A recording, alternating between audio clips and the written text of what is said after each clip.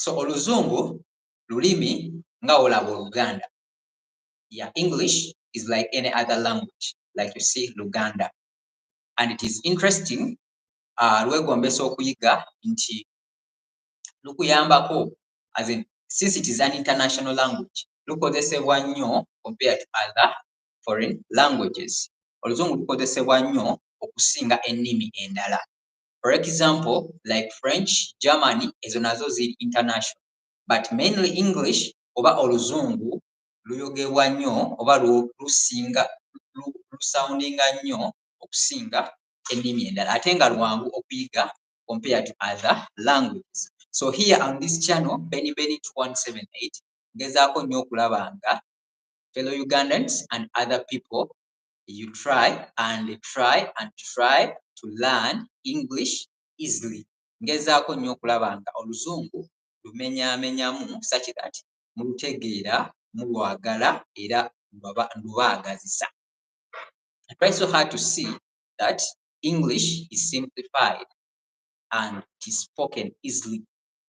Yes, so if you follow my videos from playlist 1, okubera videos and okuva ku playlist 1 paka ku level 2 or intermediate level, within a few months or within a few years, you are able to speak fluently. Yeah, okuyiga oluzungu tekiriiko myaka. Yes, okuyiga oluzungu tekiriiko myaka nti nno gino emyaka oba gino emyaka, no. Ekisookera ddala, before we start this class, I want to tell you a simple story. There was a student of mine last year, yali talina kyamanyiko wadde. So ne tutandika na alphabet, nga alphabet bagisomesa mu baby class, ne tujja nga munnyonnyola mpola. So he gained interest. What do I mean by that? N'afuna oba obwagazi ne bujja. So first and foremost, ekintu okuyiga oluzungu kitwala heart, kitwala mutima gwo. It takes your heart to learn any language, not only English. It takes your heart, it takes your passion.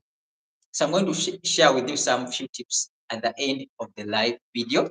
Ngenda kuba owa audio obumu bw'oyinza okukozesa okulaba nga wenyumiriza oba oyanguwizibwa okuyiga oluzungu.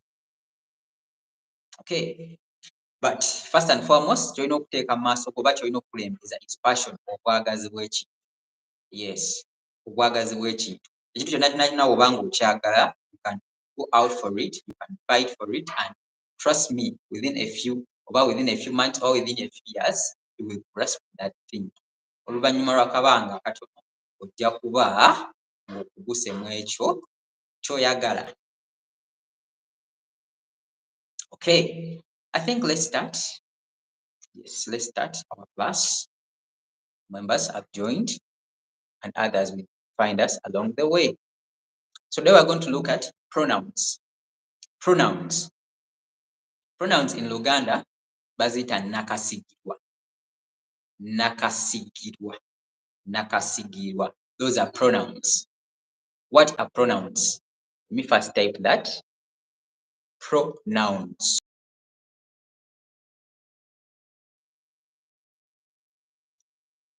Pronouns.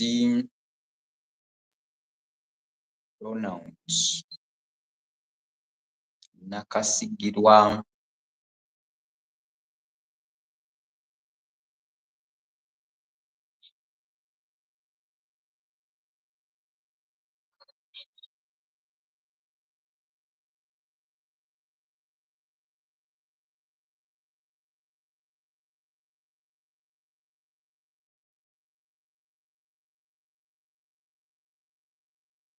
Pronouns, I've said, they are nakasigirwa.